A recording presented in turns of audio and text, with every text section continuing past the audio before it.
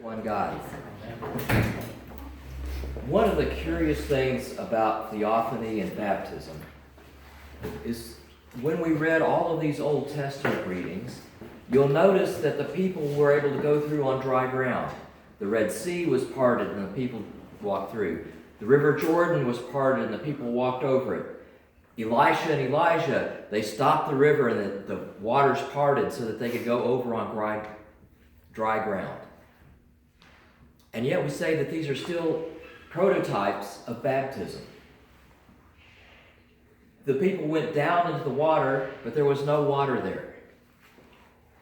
But it was still the type of going down into the water.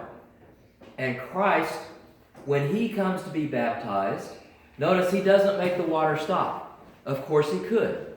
He could have been he's certainly as good as Elisha and Elijah. He could have stopped the waters and people would have had to have this memory of the Red Sea and Elisha and all these other things about how they didn't actually go into the water. They went to the place where the water was supposed to be. But Christ condescends. And he condescends to take on the human person, take on the human being, to have our flesh, the flesh that came from Adam and Eve, the first sinners.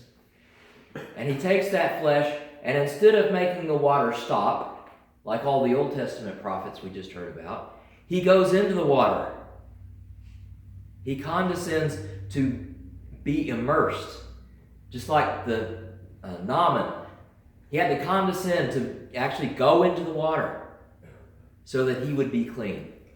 And when Christ goes in the water, it's not so that he would be clean, but so that we might become clean through that. So it's the baptism of righteousness because Christ himself entered the water, didn't make the water stand back.